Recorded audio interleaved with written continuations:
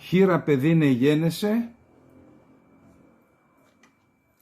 Είναι ένα κριτικό τραγούδι της Καπαδοκίας, το εκτέλεσε πριν από λίγο η Δόμνα Σαμίου, μια εκπληκτική καλλιτέχνης που θησάβρισε, διέσωσε εκατοντάδες τραγούδια από τη Μικρασία, από εδώ, από τις διάφορες περιοχές της Ελλάδας. Λέει λοιπόν το τραγούδι: «Χήρα παιδίνε γέννησε και λεν τον επορφύρι. Στα σίδερα το γέννησεν, στη φυλακή το θρέβει. Χρονιάρης πιάνει το σπαθί, στα 2 το κοντάρι. Στα 3 και στα 4 πινεύ καβαλικεύει. Πίνευσε καβαλίκευσε 100 δρόμους πηγαίνει. Κι ως τ' άκουσε και ο βασιλιάς, πολύ τον ευαριώθη. Ας σωρευτεί τα λάγι μου κι όλο το παραλάγια μου. Όποιος τρώει το γέμα μου, στον Πορφυρί να πάει.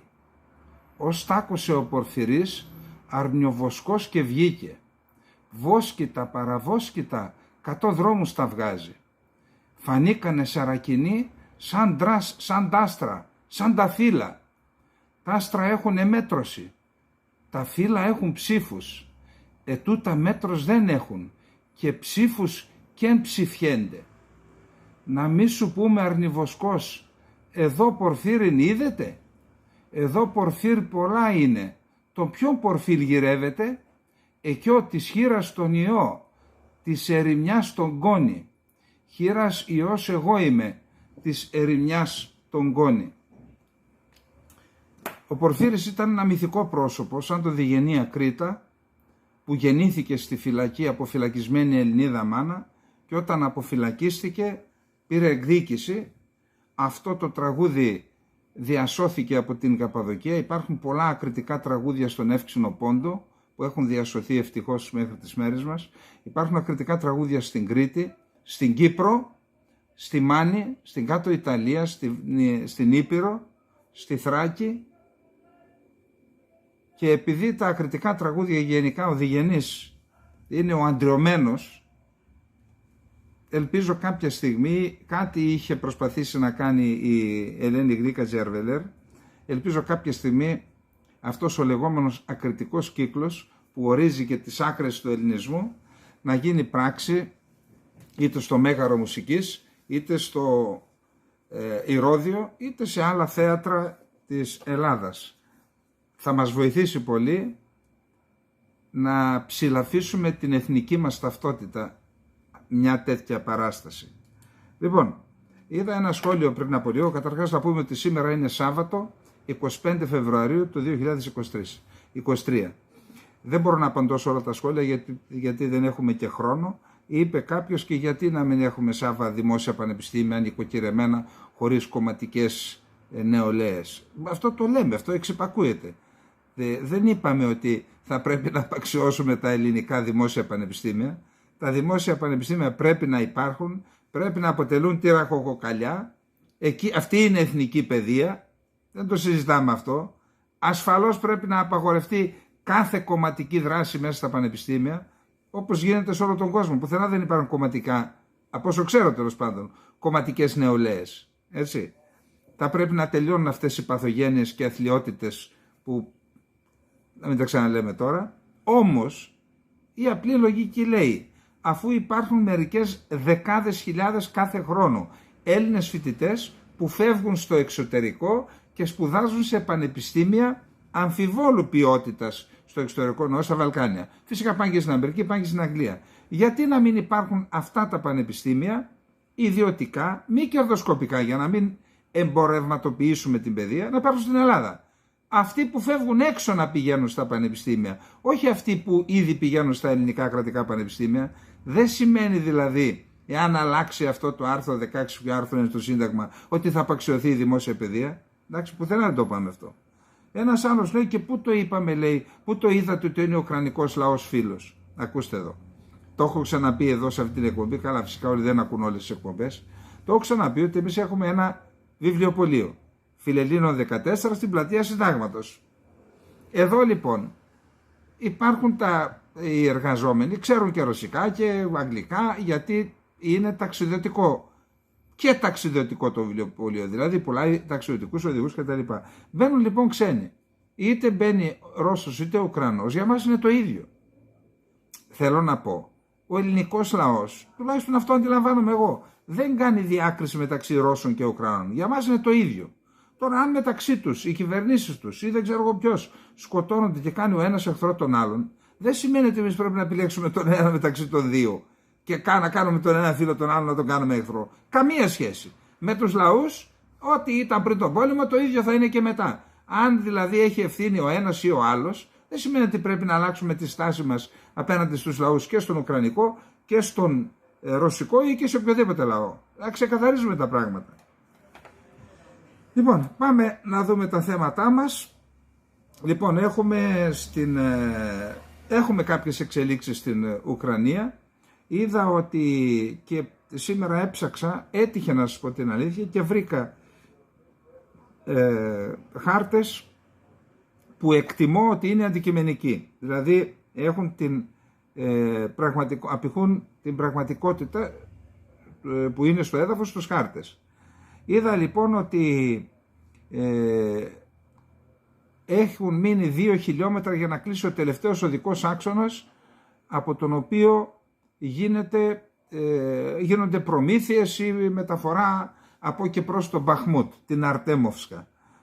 Και μάλιστα κατέλαβαν και με μία άλλη συνοικία του Μπαχμούτ σήμερα για να επιβραδύνουν, να κόψουν την προέλαση του Σβάγνερ.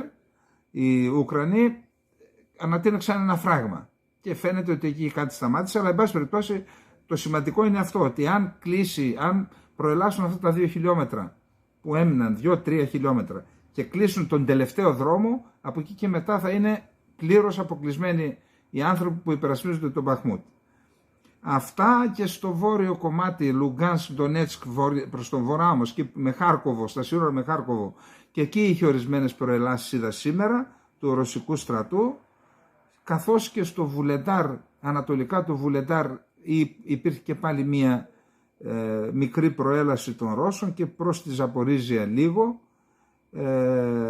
Υπάρχουν απόψεις που λένε ότι έχει προβλήματα πυρομαχικών ο Ουκρανικός στρατός. Τώρα, επίσης, ο Υπουργός Άμυνας της Βρετανίας, ο Μπεν Βάλας, δήλωσε ότι ο πόλεμος πιθανόν να κρατήσει 1 ακόμα χρόνο. Δεν έχουμε άλλο τίποτα για τα επιχειρησιακά. Να περάσουμε στο δεύτερο μέρος, εννοώ για τα σύγχρονα επιχειρησιακά. Να περάσουμε στο δεύτερο μέρος, που είναι έχουν φτάσει ήδη τα πρώτα άρματα μάχης στο Κίεβο, γράφουν, δεν ξέρω αν πέρασα στο Κίεβο ή αν είναι σε ουκρανικό έδαφος και απλά αναφέρουν το Κίεβο επειδή είναι η πρωτεύουσα της χώρας, και φαίνεται ότι αυτή η διαδικασία της μεταφοράς αρμάτων από διάφορες χώρες, γιατί τώρα όλες οι χώρες του ΝΑΤΟ και της Ευρώπης που είπαν ότι θα δώσουν άρματα Leopard έχουν κινητοποιηθεί, και τα άρματα είναι καθοδόν προς την Πολωνία και προς Γερμανία, Πολωνία και στη συνέχεια στην Ουκρανία. Φαίνεται λοιπόν ότι μέσα στο Μάρτι, από Τρίτη-Τετάρτη μπαίνουμε στο Μάρτι, ότι μέσα στο Μάρτι 1-2 ταξιαρχίες τεθωρακισμένες θα έχουν συγκροτηθεί. Επίσης είδα κάπου ένα βίντεο, δεν ξέρω αν είναι αληθινό, που μεταφέρονται τεθωρακισμένα οχήματα μάχης με τρένο προς την Ουκρανία, που φαίνεται και εκεί υπάρχει μια κινητικότητα, άρα θα έχουμε τεθωρακισμένη ταξιαρχία που έχει 2 επιλαρχίες αρμάτων και ένα μηχανοκίνητο τάγμα πεζικού. Αυτή είναι συνήθως η συγκρότηση, δεν νομίζω να υπάρχει κάποια άλλη, να υπάρχει άλλη συγκρότηση, αυτή είναι. Άρα περιμένουμε μέσα στο Μάρτι τη συγκρότηση των τεθωρακισμένων ταξιαρχιών στην Ουκρανία, να δούμε εάν και πότε θα έχουμε τις αναμενόμενες ή τις πιθανολογούμενες εαρινές αντιπιθέσεις του Ουκρανικού στρατού. Ο Ζελένσκι στο μήνυμά του το επαιτειακό χθες δήλωσε ότι το 2023 θα είναι έτος νίκης, έδωσε δηλαδή θάρρος στον λαό του, και επίσης οι αξιωματούχοι Ουκρανοί απευθύνουν εκκλήσεις προς πάσα κατεύθυνση να επιταχυνθούν οι παραδόσεις των όπλων που ζητούν οι Ουκρανικές ενόπλες δυνάμεις. Η Δανία είδα ότι είναι πρόθυμη να δώσει μαχητικά, η Αγγλία τώρα άλλαξε το βιολί, λέει θα δώσω μαχητικά στην Ουκρανία όταν τελειώσει ο πόλεμος. Κάτι τέτοιο, εγώ δεν το κατάλαβα. Δηλαδή μετά τον πόλεμο τα κάνει τι η Ουκρανία, τώρα τα χρειάζεται, άμα είναι να δώσεις εννοώ. Επίσης σήμερα στο Βερολίνο έγινε μία διαδήλωση με βάση την γερμανική αστυνομία. Συμμετείχαν σε αυτήν 10.000 διαδηλωτές, στην πύλη του Βραδεμβούργου έγινε, διοργανώθηκε από κάποιες αριστερές ομάδες και ανθρώπους που είναι στην αριστερά, ανέντακτοι από ό,τι λέει. Το κεντρικό σύνθημα ήταν ειρήνη, όχι όπλα στην Ουκρανία. Υπήρχε ανησυχία ότι θα γίνουν επεισόδια, προσπάθησαν να αποτρέψουν τους διοργανωτές να κάνουν τη διαδήλωση. Τελικά από ό,τι διαβάζω πέρασε ειρηνικά, δεν συγκεντρώθηκαν ακροδεξιοί άνθρωποι που είχαν διαφορετική άποψη για να γίνει αντιδιαδήλωση, που υπήρχαν τέτοιες ενδείξεις. Και ο Υπουργός Οικονομικών, ο κύριος Λίντερ, αναφερόμενος στη διαδήλωση, είπε εμείς θα συνεχίσουμε να στέλνουμε όπλα γιατί θεωρούμε ότι είμαστε στη σωστή πλευρά της ιστορίας. Τώρα τη φρασιολογία τη χρησιμοποιούν και κάποιοι εδώ. Ποιος την έκλεψε από ποιον? Ή είναι ένα κέντρο που μοιράζει τα συνθήματα για να τα λένε όλοι? Εν πάση περιπτώσει, θα δούμε στο τελευταίο, έχουμε να πούμε για αυτό το πράγμα, στο τελευταίο θέμα μας. Να περάσουμε στο τρίτο θέμα. Σήμερα ήταν Σήμερα ήταν η Σύνοδος των Υπουργών Οικονομικών της ομάδας G20. Είπαμε ότι η ομάδα G20 είναι μια ομάδα των 20 μεγαλύτερων οικονομιών του κόσμου. Πιο παλιά έκαναν κάθε εξάμηνο σύνοδο κορυφής, τώρα κάνουν κάθε χρόνο. Πέρσι έγινε στο Μπαλί της Ινδονησίας. Φέτος θα γίνει στην Ινδία η σύνοδος κορυφής. Οι Υπουργοί Οικονομικών λοιπόν συναντήθηκαν στο Μπαλί. Εκεί πέρα από τα ζητήματα χρηματοοικονομικά βασικά συζήτησαν. Τέθηκε για το κοινό ανακοινωθέν και θέμα αναφοράς στον πόλεμο στην Ουκρανία, καταδίκης δηλαδή της ρωσικής εισβολής. Εκεί υπήρχε ζήτημα, δεν συμφωνούσαν καταρχάς πώς θα χαρακτηρίσουν, αν θα το πουν πόλεμο ή αν το πουν ειδική στρατιωτική επιχείρηση όπως θέλει η Ρωσία. Υπήρχε έκκληση από την κυρία Γελέν, την Υπουργό Οικονομικών των ΗΠΑ, να καταδικαστεί η εισβολή της Ρωσίας. Η Κίνα τελικά φαίνεται ότι ο ρόλος τον οποίο άρχισε να διεκδικεί φανερά με την επίσκεψη του Γη στη Σύνοδο Ασφάλειας του Μονάχου, μετά επίσκεψη στη Μόσχα, συνάντηση με τον Πατρούσεφ, τον Πούτιν και τον Λαυρόφ, και στη συνέχεια είδαμε το ειρηνευτικό σχέδιο. Φαίνεται ότι η Κίνα διεκδικεί πλέον έναν διεθνή ρόλο, γίνεται ο δεύτερος ισχυρότερος πόλος στους αντιπάλους, στο μέτωπο των αντιπάλων των ΗΠΑ. Δεν είναι πια η Μόσχα, φαίνεται ότι είναι η Κίνα. Εκεί η Κίνα λοιπόν δεν συμφώνησε, άρα δεν έχουμε ομόφωνο κοινό ανακοινωθέν. Το ανακοινωθέν εκδόθηκε, δεν είναι κοινό. Γίνεται μια αναφορά στον πόλεμο καταδίκης, αλλά αυτό θα έλεγα ότι χάλασε και την εικόνα, όλη την εικόνα της Συνόδου των Υπουργών Οικονομικών. Ο Υπουργός Οικονομικών της Γερμανίας, ο κύριος Λίντερ, όπως σας τον ανέφερα πριν, καταδίκασε την Κίνα, είπε ότι δεν θα έπρεπε να το κάνει αυτό η Κίνα. Εν πάση περιπτώσει, θεωρώ ότι ακριβώς αυτή η στάση της Κίνας δείχνει ότι διεκδικεί τον ρόλο της δεύτερης ισχυρότερης δύναμης στον κόσμο, τουλάχιστον σε πολιτικό επίπεδο, πολιτικό και φυσικά και κοινωνικό επίπεδο. Λοιπόν, πάμε στο επόμενο θέμα. Το επόμενο θέμα είναι το ειρηνευτικό σχέδιο της Κίνας. Το ειρηνευτικό σχέδιο της Κίνας διαρρέουν ήδη και διάφορες λεπτομέρειες για το τι φαίνεται ότι προσπαθεί η Κίνα να είναι ισορροπημένη, αλλά με δεδομένο ότι η Δύση είναι 100% κατά της Ρωσίας, ενώ αυτό έχει και κάποια στοιχεία που θεωρούνται θετικά από την ουκρανική πλευρά, απορρίφθηκε το σχέδιο από τις Ηνωμένες Πολιτείες της Αμερικής διαστόματος Biden, ο οποίος είπε δεν είναι λογικό η Κίνα να διεκδικεί τέτοιο ρόλο. Καταλαβαίνετε ότι πλέον δεν ξέρω εάν αυτό η άρνηση των ΗΠΑ της Αμερικής έχει να κάνει με την πιθανότητα να πετύχει αυτή η ειρηνευτική προσπάθεια της Κίνας και πιθανόν οι ΗΠΑ της Αμερικής να μην θέλουν να τελειώσει τώρα ο πόλεμος, ή εάν ενοχλείται από το ρόλο που διεκδικεί η Κίνα, που λέει δεν είναι λογικό, ή μπορεί και από τα δυο. Επίσης το σχέδιο απορρίφθηκε και από το ΝΑΤΟ, δεν απορρίφθηκε από την Ουκρανία. Η Ουκρανία είπε έχει ενδιαφέρουσες πτυχές, αλλά εμείς θα συζητήσουμε υπό έναν όρο, ότι στο τραπέζι θα είναι τα σύνορα του 1991. Δηλαδή θα φύγουν οι Ρώσοι από όλα τα εδάφη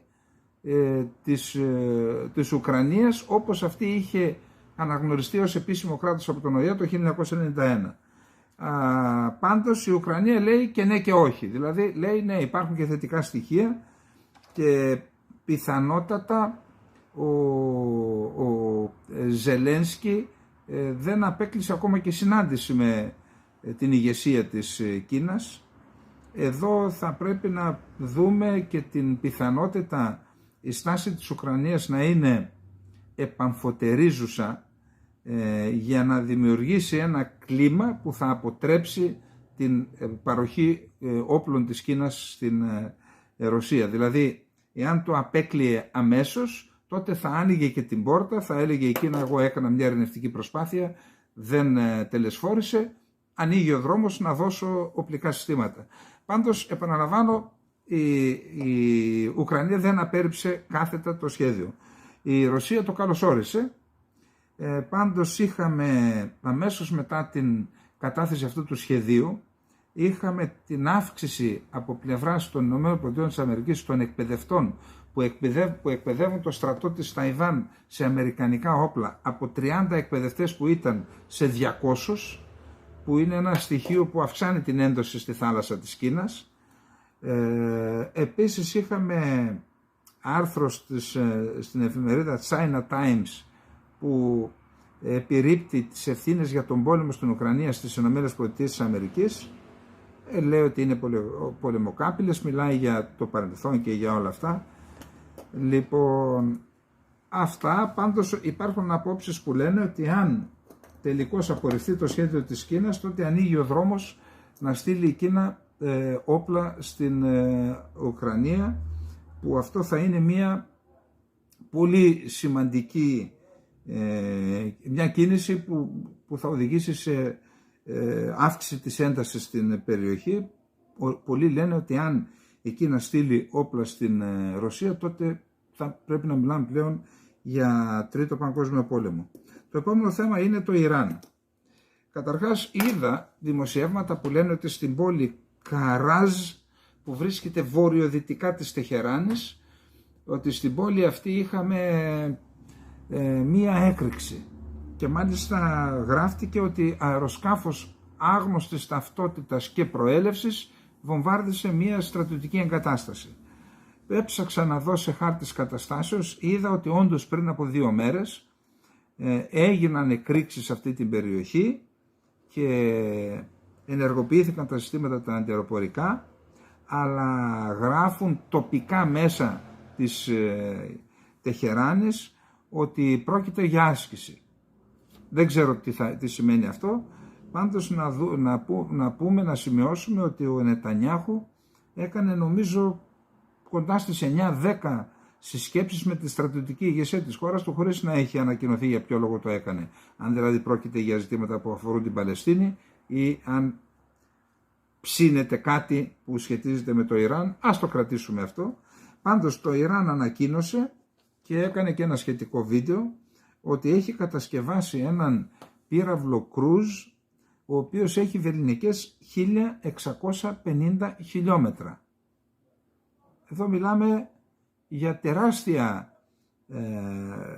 τεράστια εξέλιξη στην αμυντική βιομηχανία του Ιράν, η οποία δεν είναι και μοναδική, διότι κυκλοφόρησε ένα βίντεο με το μη επανδρωμένο αεροσκάφος Σαχέντ 149. Η Σαχέντ είναι η αεροδιαστημική βιομηχανία του Ιράν.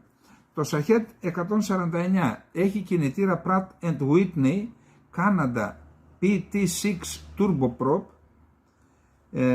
μπορεί να μείνει στον αέρα 35 ώρες, εμβέλεια να διανύσει 2.000 χιλιόμετρα, με ταχύτητα πλοήγησης 350 χιλιόμετρα την ώρα, μπορεί να φέρει 13 βόμβες και είναι, λέει, ένα μη επανδρωμένο αεροσκάφος που έχει τα χαρακτηριστικά του αμερικανικού Reaper.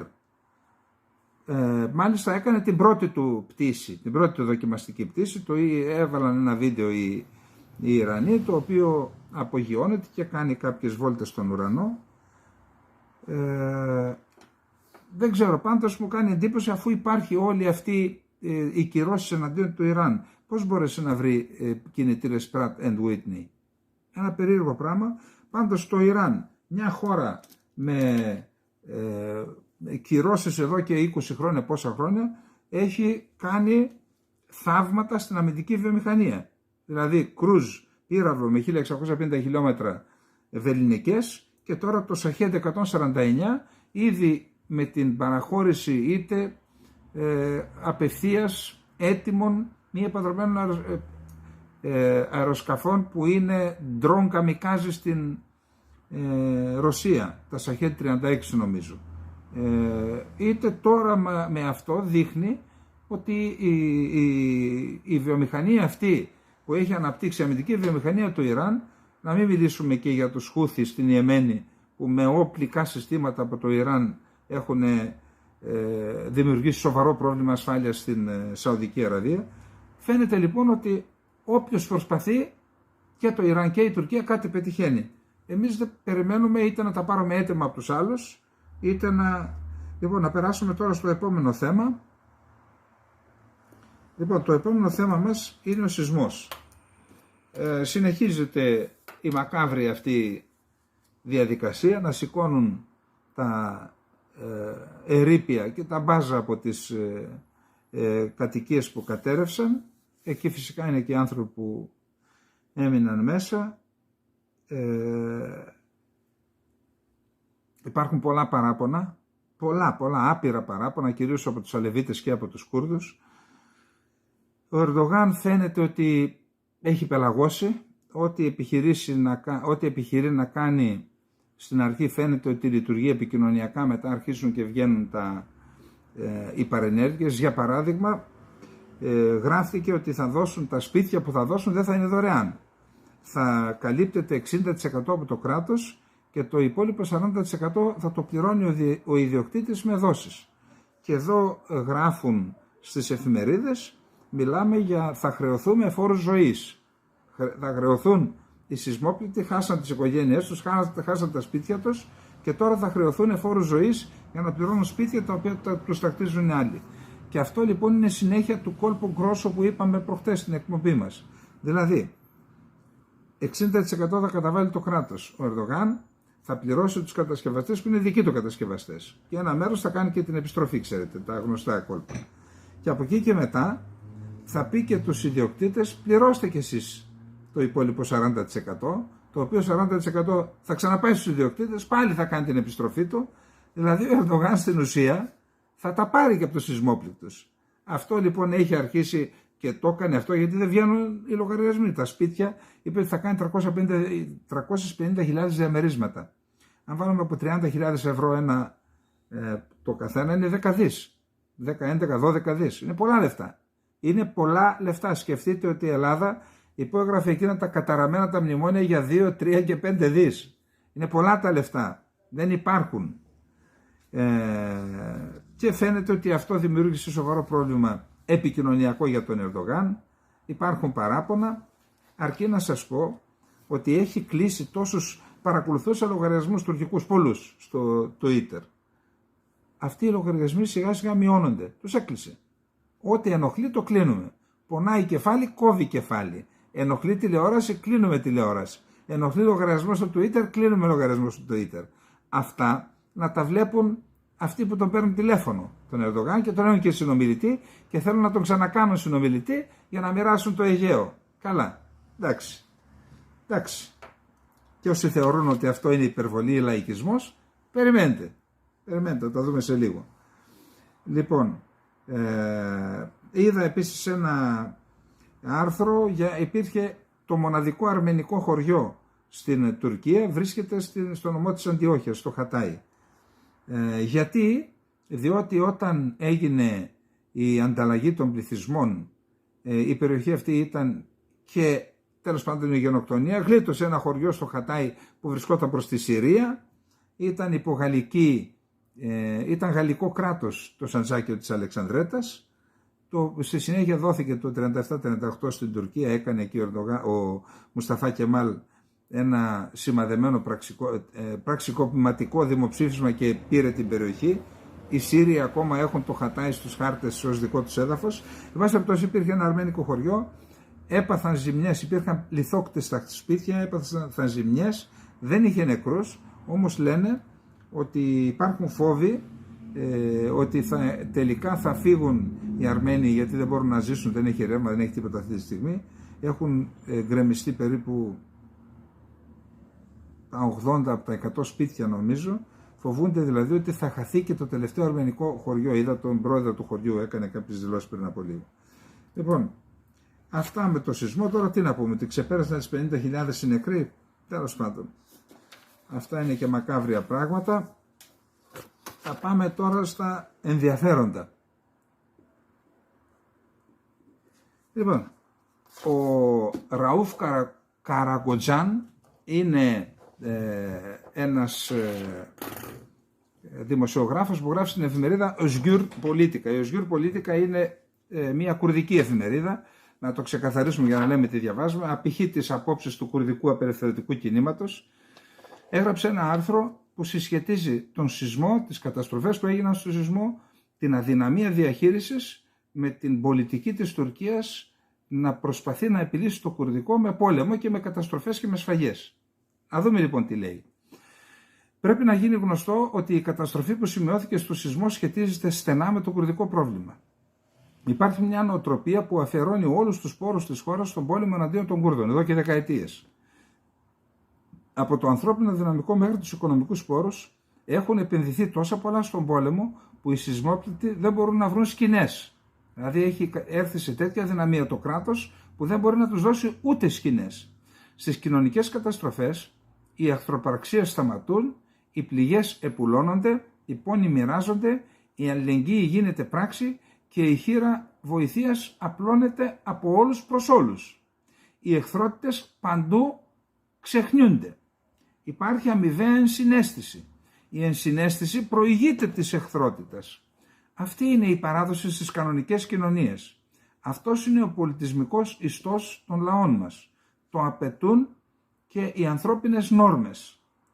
Ενεργώντας σύμφωνα με αυτή την ανθρωπιστική παράδοση, την πρώτη μέρα του σεισμού, η διοίκηση του Εργατικού Κόμματος του Κουρδιστάν, του ΠΚΚ, ανακοίνωσε ότι σταμάτησε τη δράση του, όλες τις ενέργειες, στρατιωτικές και πολιτικές.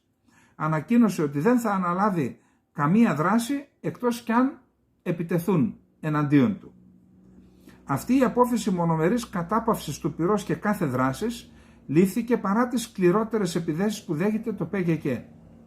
Ενώ έχει το δικαίωμα να υπερασπιστεί τον εαυτό του ενάντια σε κάθε είδους βίαιες επιθέσεις, συμπεριλαμβανομένων των χημικών όπλων που χρησιμοποιούνται εναντίον του, έχει ληφθεί μια πολύ ουσιαστική και κατάλληλη απόφαση για όσους κατανοούν ως απέτηση ανθρωπιστικής ευθύνης, δηλαδή να σταματήσει κάθε δράση.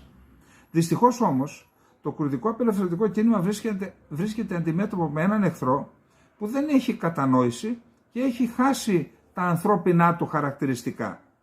Η φασιστική κυβέρνηση του ΑΚΠ και του ΜΕΧΑΠ, που αποτελεί μια μάστιγα για την Τουρκία, δεν δείχνει καμία ανοχή κάτω από οποιασδήποτε συνθήκες για τους Κούρδους.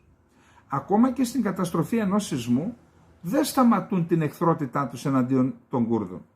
Είναι τόσο απάνθρωποι που συνεχίζουν να επιτίθενται στους Κούρδους αντί να σώσουν τους ανθρώπους που βρίσκονται κάτω από τα ερείπια, αντί να βοηθήσουν τους ανθρώπους που έχουν ανάγκη από σκηνές, ψωμί και νερό.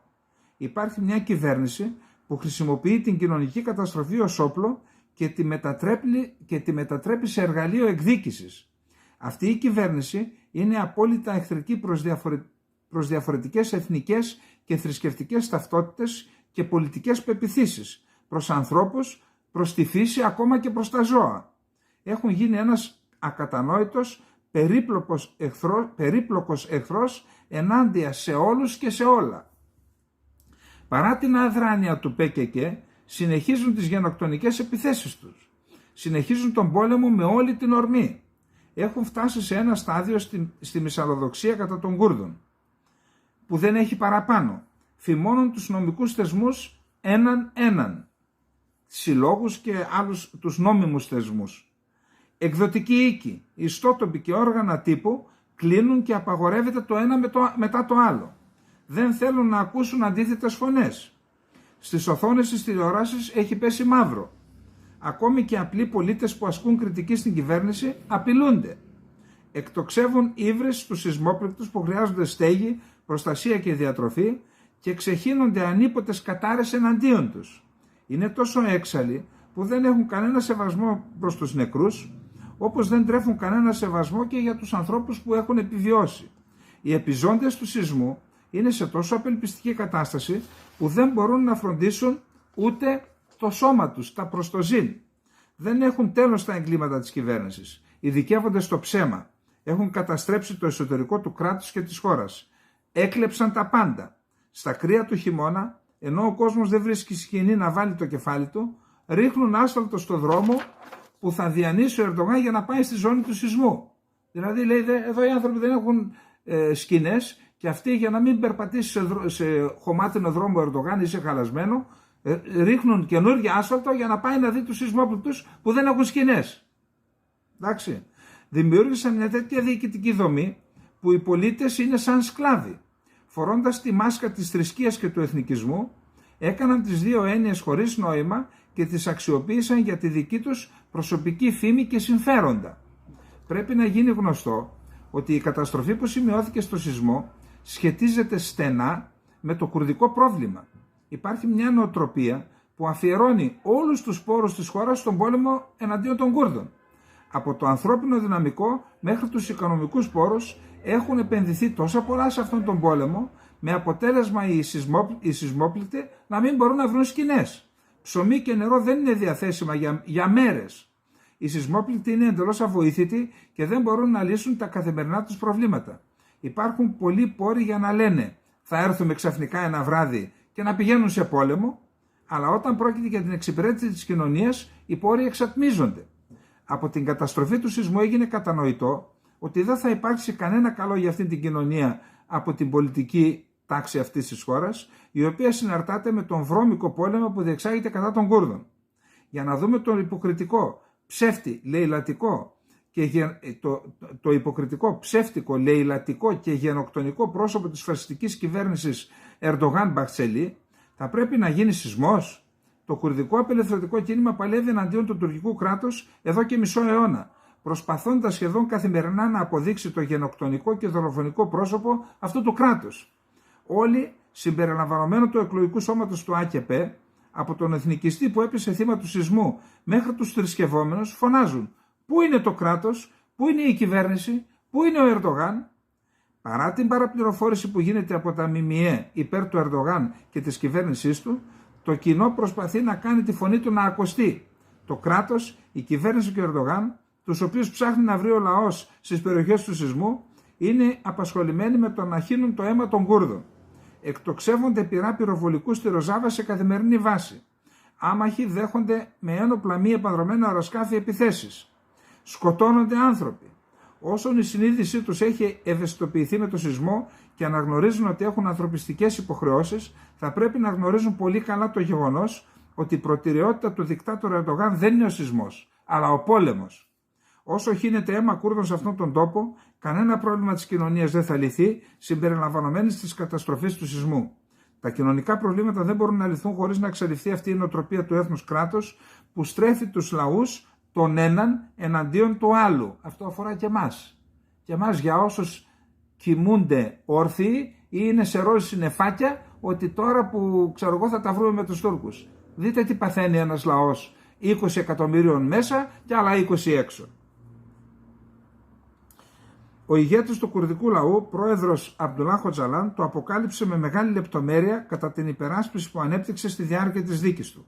Ως μαχητής της ειρήνης, υπηρετώντας τα συμφέροντα των λαών και επενδύοντας στη δημοκρατία και την πολιτική λύση του Κουρδικού, κρατιέται υπό αυστηρές συνθήκες απομόνωσης. Από τον γενοκτονικό πόλεμο εναντίον των Κούρδων καθορίζεται και το μέγεθος της καταστροφής που προκάλεσε ο σεισμός. Το κουρδικό πρόβλημα βρίσκεται στη ρίζα της οικονομικής κρίσης, του πολιτικού αδιεξόδου και των διαρθρωτικών προβλημάτων αυτής της χώρας. Αν αυτό δεν γίνει κατανοητό, σημαίνει ότι η πολιτική τύφλωση δεν μπορεί να ξεπεραστεί. Λοιπόν, αυτό θεωρώ ότι ήταν ένα εκπληκτικό άρθρο, επαναλαμβάνω, απηχεί τις απόψεις της κουρδικής πλευράς, ο καθένας δηλαδή μπορεί να μην το δεχτεί 100%, εγώ λέω ότι είναι η απόψη της κουρδικής πλευράς, όμως κατά την άποψή μου σε πολύ μεγάλο βαθμό απηχεί την πραγματικότητα και είναι και πολύ διδακτικό για την Ελλάδα. Για όσους δεν λένε διάφορες ανιστόρητες ανοησίες γιατί μας λες για τους Κούρδους που μας έσφαξαν, να πάρετε να διαβάσετε ιστορία. Διαβάστε στο διαδίκτυο όσοι θέλετε 1921 η επανάσταση των Κούρδων Αλεβιτών του Κοτζγκερί. Έγινε παράλληλα με την παρουσία του ελληνικού στρατού στη Μικρασία, ίσως και διασυνδεδεμένα, και ο Τοπάλος Μαν που έσφασε τους Έλληνες του Πόντου διέκοψε για ένα διάστημα γιατί απειλούσε αυτή η επανάσταση τα στρατεύματα του Κεμάλ. Επαναλαμβάνω, μπορεί να ήταν και συνεννοημένη αυτή η επανάσταση των Κούρδων με τους Έλληνες και πήγε ο Κεμάλ μαζί με τον Τοπάλος Μαν και τους έσφαξε. Δείτε επανάσταση των Κοτζγκερί, διαβάστε και θα καταλάβετε. Λοιπόν, και εν πάση περιπτώσει οι Γερμανοί δεν ήρθαν εδώ και μας διέλυσαν τώρα γιατί είμαστε σύμμαχοι. Και κάθε 3 και λίγο διάφοροι εγκάθετοι λένε οι Κούρδοι μας έσφαξαν. Οι Γερμανοί δεν μας έσφαξαν. Τώρα πώς είμαστε σύμμαχοι? Να ξέρετε ότι αυτό είναι προπαγάνδα των Τούρκων. Εγώ δεν λέω ότι όποιος το λέει κάνει την προπαγάνδα των Τούρκων. Πέφτει όμως θύμα της προπαγάνδας. Και άλλες δυνάμεις που δεν μας θέλουν φίλους με τους Κούρδους διακινούν τέτοιες ανοησίες. Λοιπόν, πάμε στο επόμενο θέμα. Ξέρετε, συναντήθηκε ο Νίκος Χριστοδουλίδης με τον Τατάρ. Εντάξει, κλασικά ήταν μια δημοτυπική επίσκεψη, του είπε διάφορα πράγματα και ο Τατάρ τι έκανε? Έτρεξε αμέσως στον Ερντογάν, συναντήθηκε σήμερα με τον Ερντογάν. Το τι γίνεται με αυτούς τους τύπους εκεί πέρα, για να μην τα λέμε εμείς, για να δούμε τι λέει ο ΣΕΝΕΡ για τα κατεχόμενα, μια που και εμείς στην Ελλάδα τα έχουμε ξεχάσει, γιατί θέλουν να μας κάνουν να ξεχάσουμε το Κυπριακό. Έτσι, θα σας πω άλλη φορά για αυτό το ζήτημα τι συμβαίνει και τι συνέβαινε.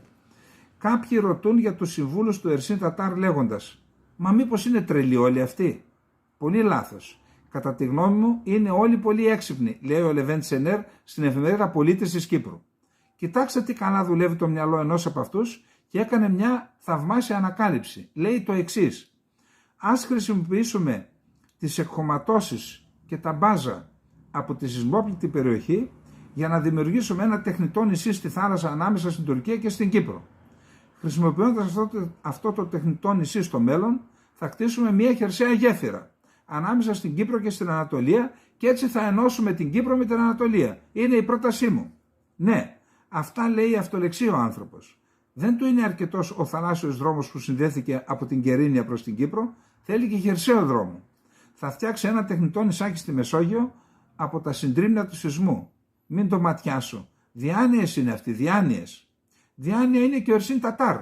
Μετά από 40 χρόνια αντιλήφθηκαν το λάθος στο όνομα του κράτους φάντασμα που ίδρυσαν. Και τώρα θα το επαναξιολογήσουν, λέει. Τι θα το ονομάσουν? τουρκική δημοκρατία Κύπρου. Είναι περιττή η λέξη βόρεια, λέει.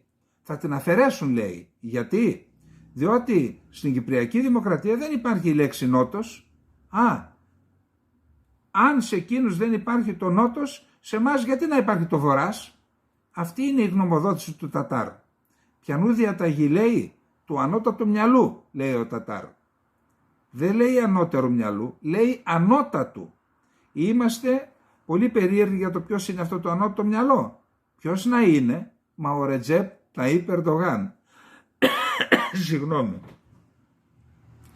Δηλαδή εκείνος είναι το ανώτατο μυαλό και ο Τατάρ το κατώτατο μυαλό. Δεν γίνεται. Δεν μπορεί να γίνεται. Δεν το δέχομαι. Το θεωρώ προσβολή αυτό. Ο Τατάρ δεν είναι πιο βλάκας από τον Ερντογάν. Αν δεν το πιστεύετε, ρωτήστε τον. Είμαι βέβαιος ότι και αυτός δεν θεωρεί τον εαυτό του πιο βλάκα, πιο ανόητο. Όμως έχουν και οι δυο ένα κουσούρι. Δεν θυμούνται καθόλου τι έλεγαν προηγουμένως. Τι έλεγαν? Ελληνοκυπριακή Δημοκρατία Νότιας Κύπρου. Επειδή δεν υπάρχει στο χάρτη μια τέτοια δημοκρατία, ήθελαν να την εξισώσουν με την τουρκική δημοκρατία της Βόρειας Κύπρου, που πάλι δεν υπάρχει στο χάρτη. Και τώρα ο Τατάρ λέει, εκείνοι δεν έχουν τη λέξη νότος, τότε γιατί λες συνεχώς Ελληνοκυπριακή Δημοκρατία Νότιας Κύπρου, φίλε? Τον ρωτάει ο Σενέρ. Υπάρχουν κάποιοι που βάζουν τον Τατάρ στο ίδιο καλάθι με τον νέο πρόεδρο της Κυπριακής Δημοκρατίας Νίκο Χριστοδουλίδη. Κατά τη γνώμη μου, αυτή είναι μεγάλη φιλοφρόνηση προς τον Τατάρ. Τον Χριστοδουλίδη τον εξέλεξε ο ελληνοκυπριακός λαός στο νότο. Τον δε Τατάρ τον διόρεσε η Άγκυρα. Γίνεται να είναι οι ίδιοι αυτοί οι δύο? Όμως αν λέτε πως είναι και οι δυο ρατσιστές, αυτό είναι άλλο. Είδαμε και δυο ρατσιστές σε αυτά τα αξιώματα και δυο αριστερούς. Ρώτησε έναν Ελληνοκύπριο πολίτη στο δρόμο, θεωρείς ρατσιστή και εσύ τον Χριστοδουλίδη? Όχι, είπε. Όμως υπάρχει κάποιοι που τον αποκαλούν ακόμα και φασίστα. Γιατί κατά τη γνώμη σου? Υπάρχουν κάποιοι που τον αποκαλούν έτσι λόγω τριών βασικών απόψεών του, είπε. Ποιες είναι αυτές? Πρώτον, θέλει να είναι ένα κομμάτι της Κυπριακής Δημοκρατίας η λύση που θα βρεθεί. Δεύτερον, τάσσεται υπέρ της διάλυσης των εγγύσεων. Και τρίτον, υποστηρίζει να φύγουν από το νησί όλοι οι ξένοι στρατοί. Έτσι είναι πράγματι? Ναι, έτσι είναι, είπε. Και εγώ τα θέλω αυτά, είπα. Δηλαδή τώρα είμαι και εγώ ρατσιστής, λέει ο Σένερ. Και εγώ θέλω ό,τι θέλει ο Χριστοδουλίδης. Αν οι μισοί Ελληνοκύπριοι καταφέρουν να μην είναι ρατσιστές και εθνικιστές, αυτό θεωρείται μεγάλη επιτυχία.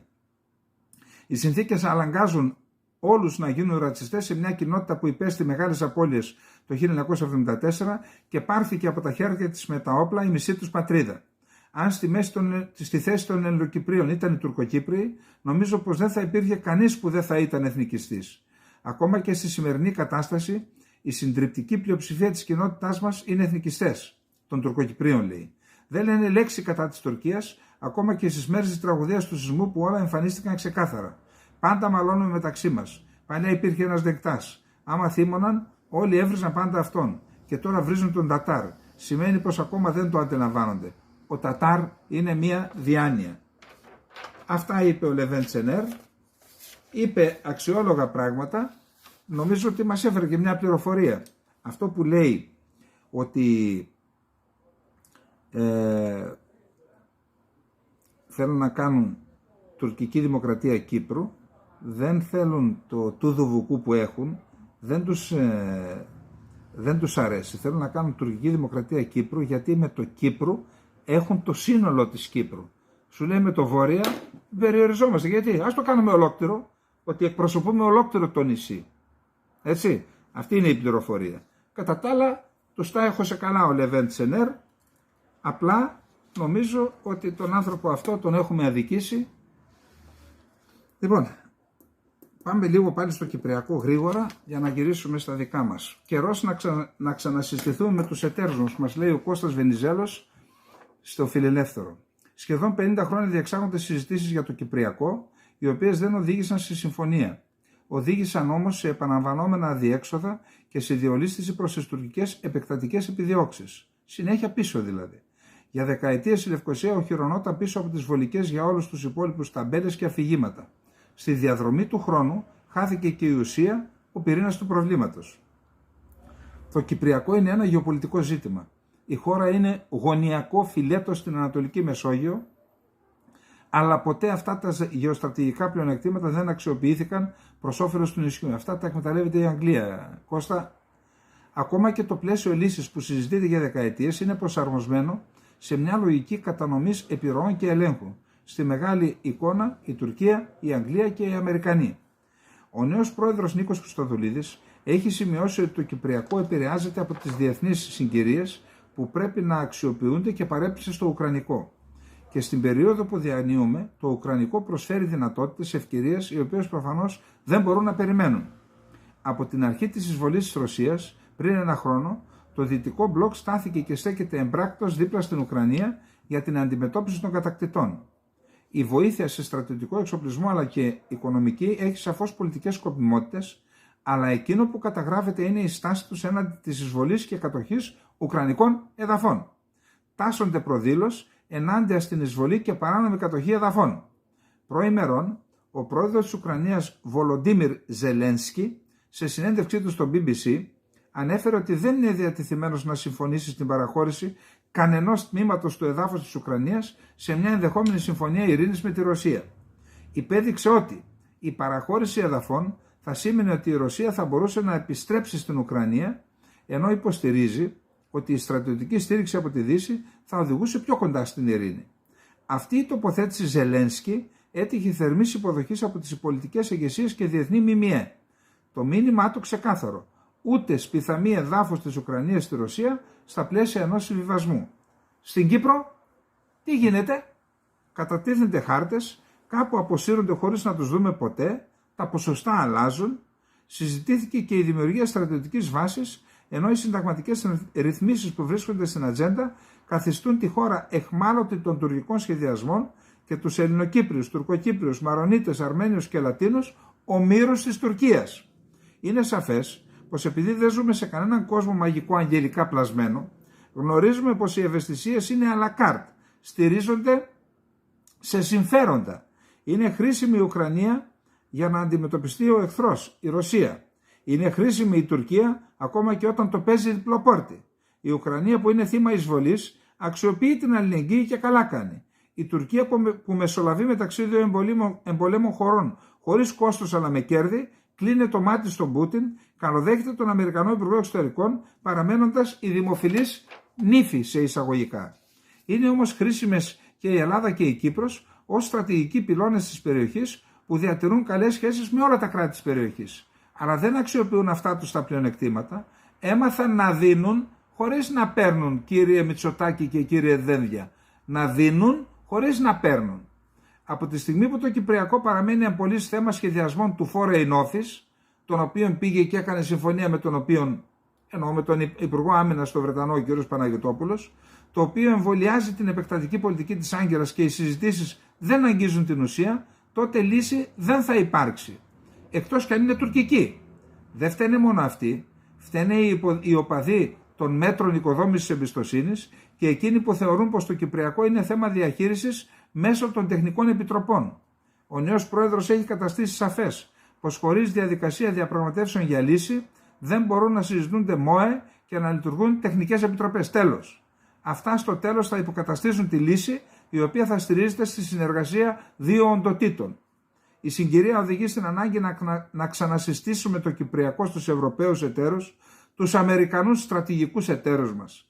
Δεν μπορεί να γίνονται γεωπολιτικές ανατροπές και στη Λευκοσία οι γνωστοί ατάραχοι κύκλοι να επιμένουν σε προσεγγίσεις της δεκαετίας του 1970 για να μην διαταραχθεί το κλίμα, να μην θυμώσουν οι Τούρκοι και συγχυστούν οι γνωστές πρεσβείες. Σημειώστε τι είπε ο Ζελένσκι στο BBC, θα μπορεί να ανοίξει δρόμους και για την Κύπρο. Ούτε ίντσα εδάφους παραχώρηση. Τι σημαίνει αυτό? Έξω οι Τούρκοι από την Κύπρο. Λοιπόν, αυτά μας είπε και ο Κώστας Βενιζέλος. Ας ανοίξουν κάποιοι τα αυτιά τους, να πάμε στο τελευταίο μας θέμα, που είναι... Λοιπόν, ξεκινάμε.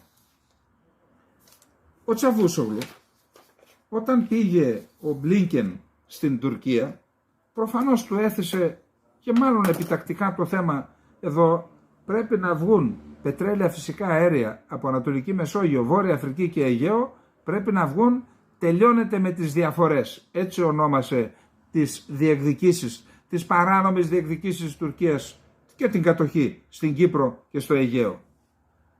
Και ο Τσαβούσογλου το είπε, μα τι μας λες ρε μας τώρα. Εμείς έχουμε δώσει στην κυρία Μπούρα, ο κύριος Καλίν, 6 σημεία, είμαστε έτοιμοι για διάλογο, η Ελλάδα δεν έρχεται. Δηλαδή και μπιπ και δαρμένη και καταλάβατε, φταίμε και από πάνω. Τελικώς, καταρχάς, τι είναι αυτή η ιστορία.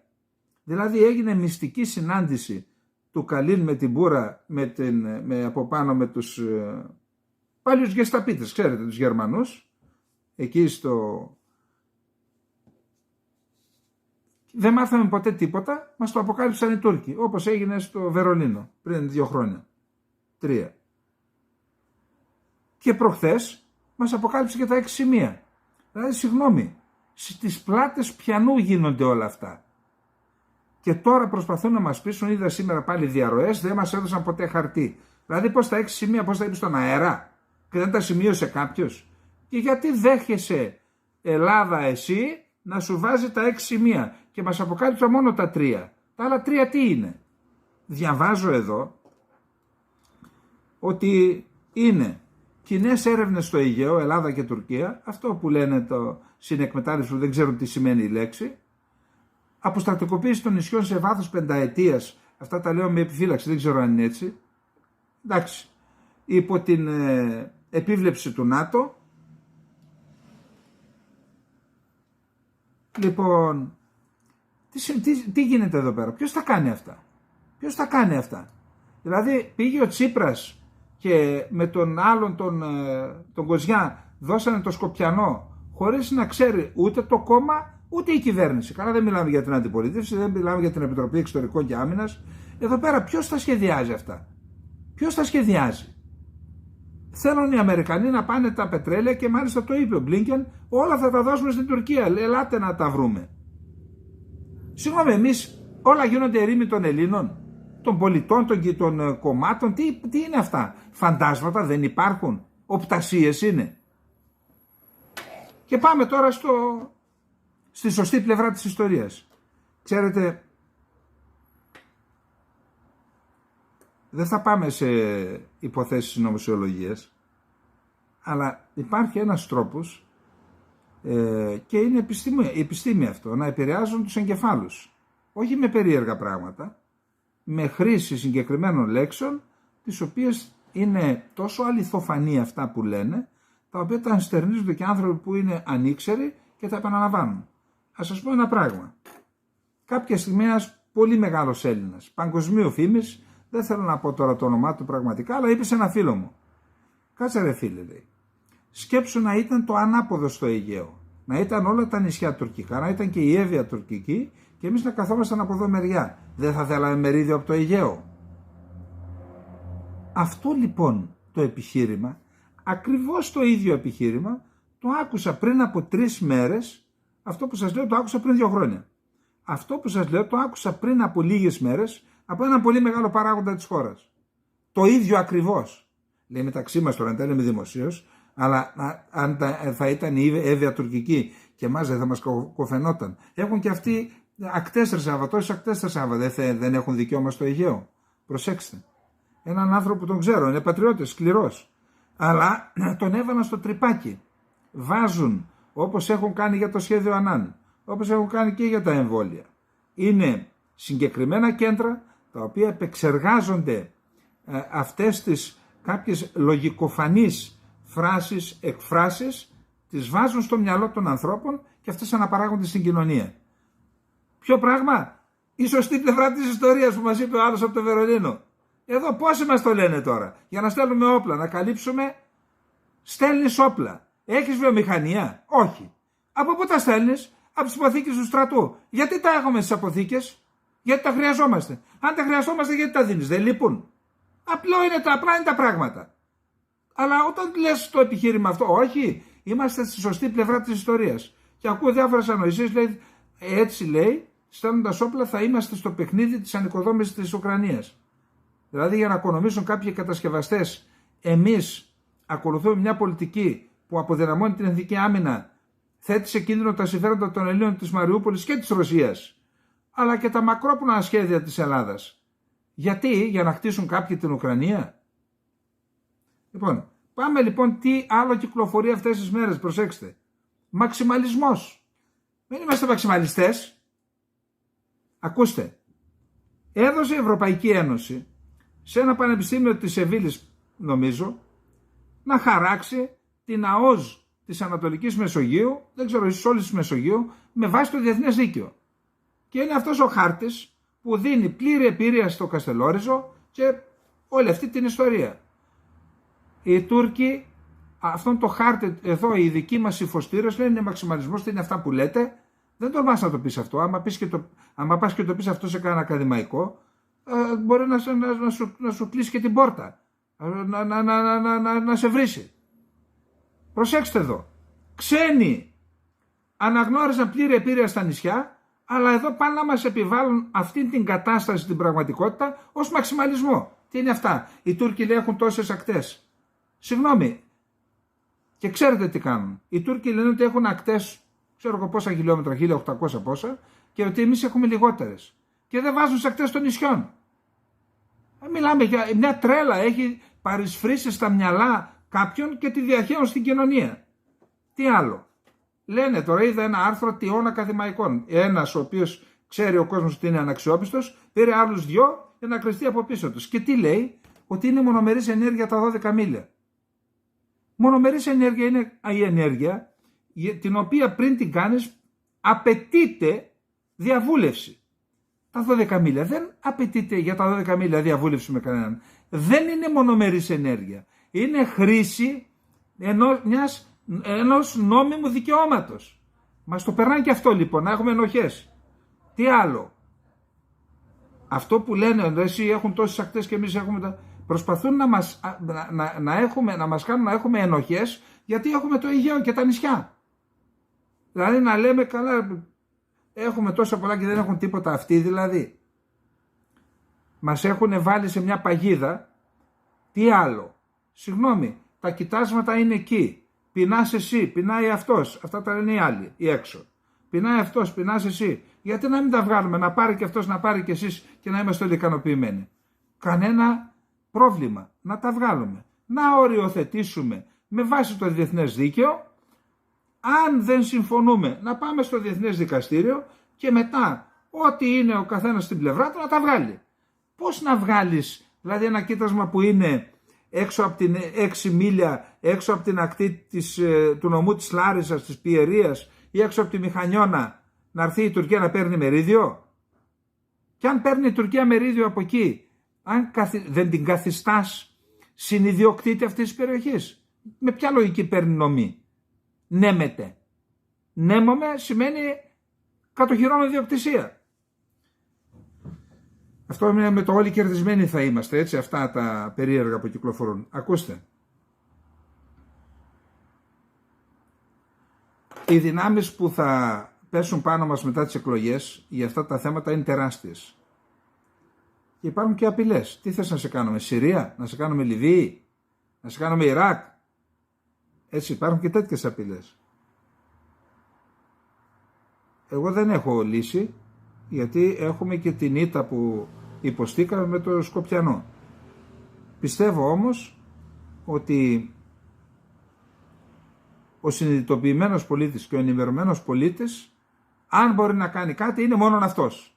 Και όχι αυτός που ρουφάει την προπαγάνδα. Επαναλαμβάνω, ο άνθρωπος που μου είπε αυτό για την Εύα και τα τέτοια είναι διαπιστωμένος Έλληνας. Πατριώτης, διαπιστωμένος πατριώτης. Κι όμως μου επανέλαβε αυτό με ενοχή.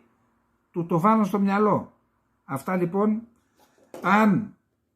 αν συνεισφέρει κάτι αυτή η εκπομπή, αυτές οι εκπομπές, ας είναι αυτό. Εγώ δεν λέω ότι τα ξέρω όλα, αλλά εν πάση περιπτώσει έχω μια εμπειρία από αυτά τα πράγματα, προσπαθώ να την περαστώ μαζί σας και το ξαναλέω. Ναι,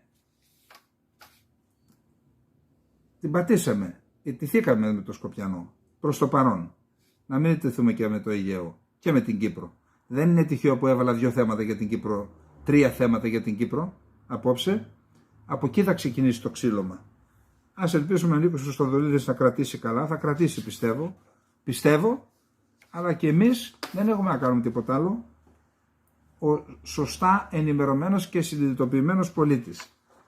Άλλωστε δεν έβαλα τυχαία και το τραγούδι του Πορφύρη στην αρχή, για ψάξτε και ακούστε το, πόσο γενναίος ήταν, δείτε το Πορφύρη στα ποντιακά, να δείτε πόσο γενναίος ήταν, με πόσους τα έβαλε και νίκησε στο τέλος.